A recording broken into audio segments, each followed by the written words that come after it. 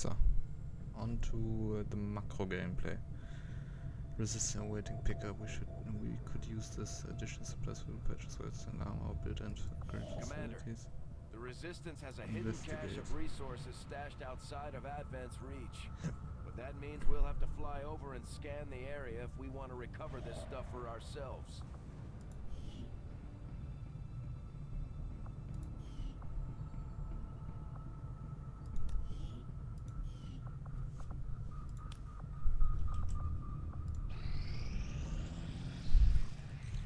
These findings will likely prove crucial to our ongoing efforts, Commander. The sectoid's rapid physical evolution over the past 20 years is a testament to both the aliens' mastery of genetic engineering and their pursuit of advancement, regardless of the risks.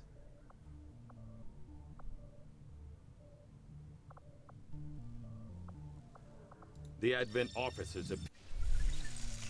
I don't want to see that. Training someone else to pilot the Avenger. I'm never going to...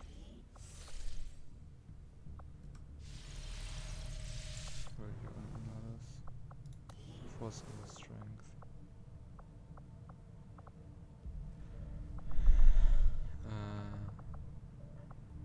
Ja, die guten... Der Jamaikaner waren immer geil. Wir nehmen noch... Japaner. The invasion was one thing. Ja, die Iren, die IRS, die sind alle... But Advent, have there's actually something been we could never have prepared for, even with better gear. Between the propaganda, the handouts, and a seemingly endless supply of reinforcing peacekeepers, they're nothing but trouble for an upstart resistance movement.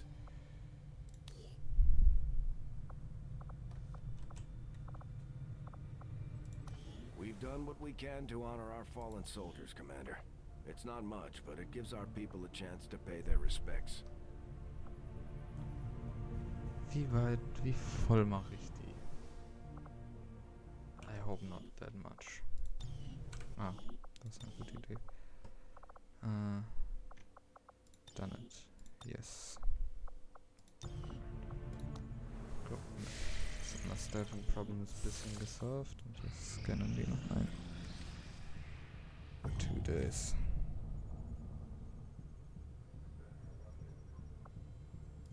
Setting course for East Asia. So. Commander, to aid in your efforts, we have gathered additional resources and staff at Resistance headquarters for your use.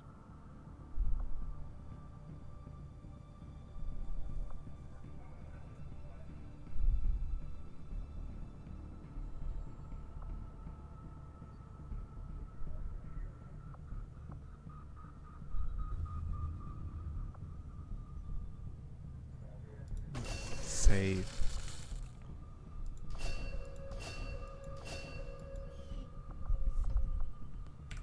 I don't have the supply.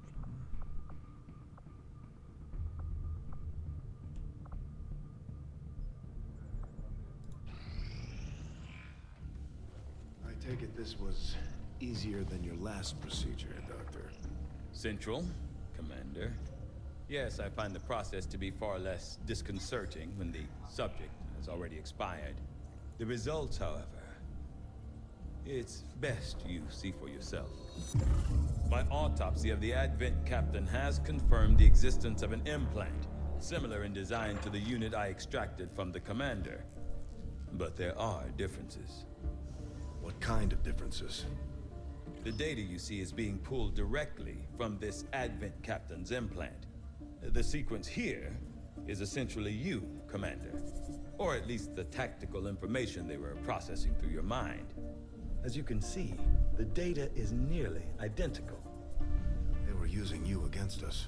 Yes, however, the Advent data shows signs of decay. Removing the commander from their network has likely caused significant Yes, damage. sir, my brain's too big for them. Yes, what we're seeing here is a psionic network.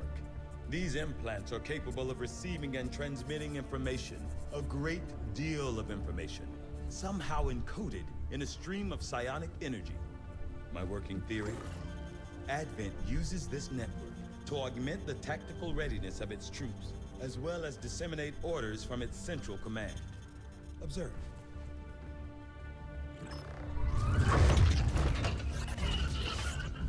Even in the subject's diminished condition, the implant continues to have an effect.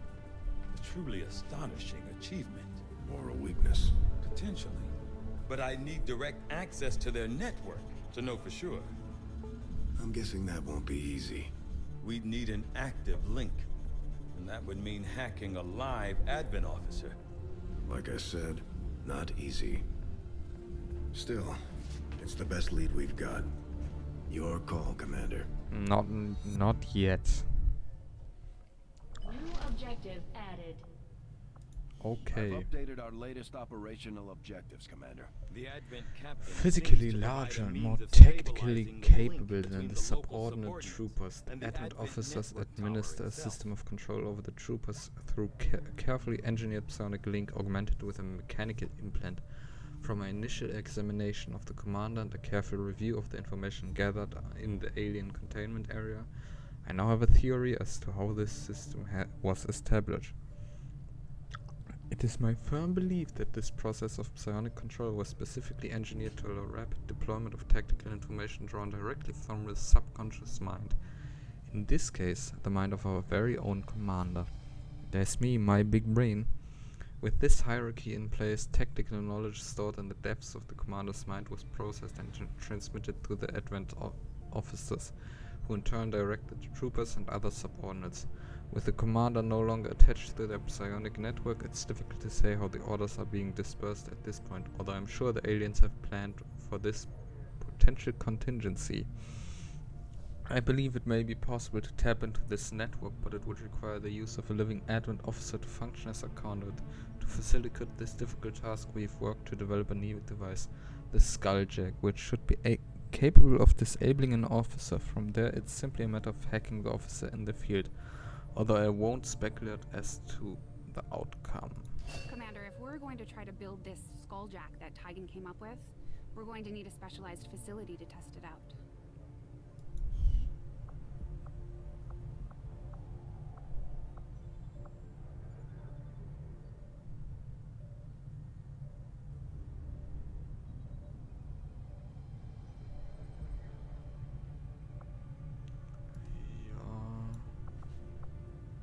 I am at a loss for work.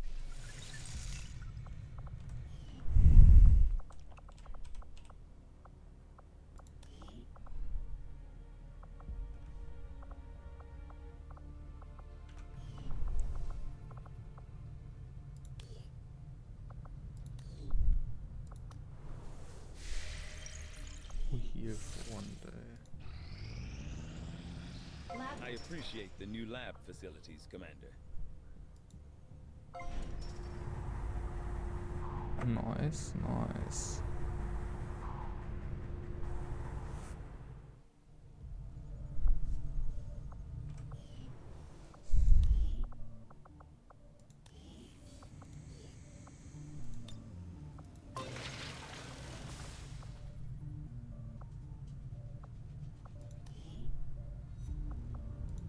Commander, we've pushed our current power systems to the limit. We don't have any capacity to spare, which means we can't expand our facilities further. Okay, das heißt, da müssen wir dann einen Energy Core machen.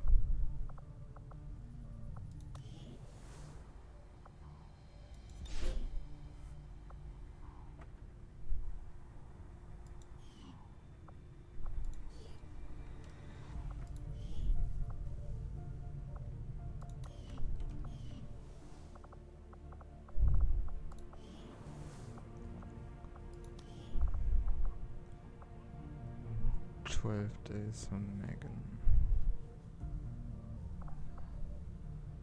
Merry Cruise Rules.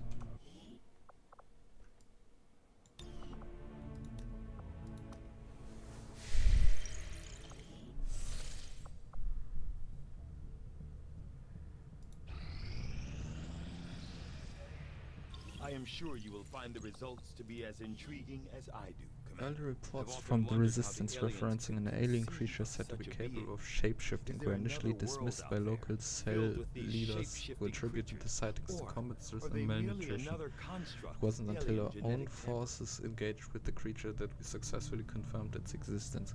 Surprisingly enough, the description of the creature from those early reports was quite accurate. With a varying height of up to 3 meters, the specimen currently referred to as the Faceless has one of the most unusual internal structures I've ever encountered. Where one might expect to find a skeletal foundation, we instead see a series of malleable chitin-like structures providing various points for the expansion of several equally unusual fluid membranes. The membranes in question are responsible for the Faceless' extraordinary ability to mirror the form of a human.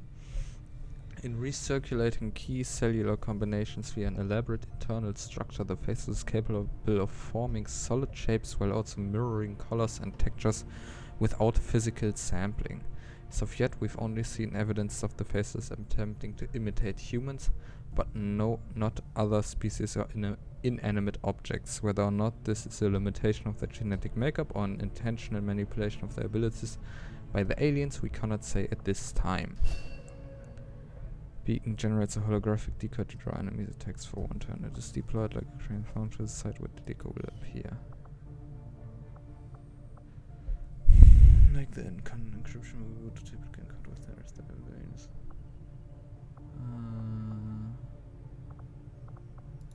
I foresee a number of valuable applications stemming from this technology. I'll have a report assembled as soon as the So, research Jane is ist bald fertig.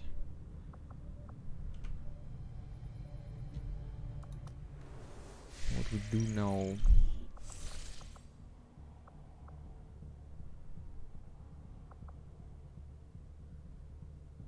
Avenger plotting new course.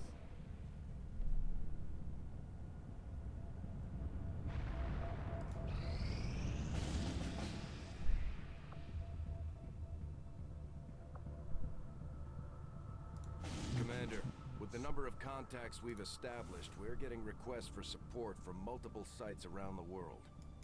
Unfortunately, we only have the resources to respond to one of them. The decision is yours.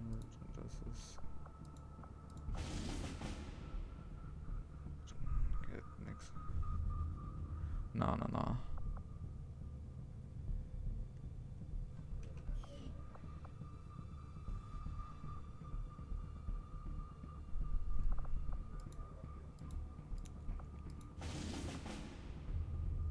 Setting course for Sector 5, India.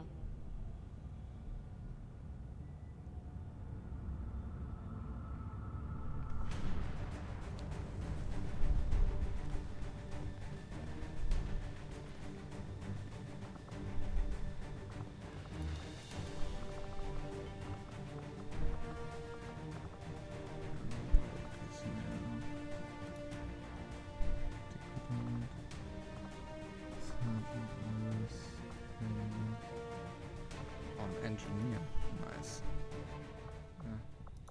Hier die nochmal. Keine Changes sind noch da. Okay. Mach Kuba.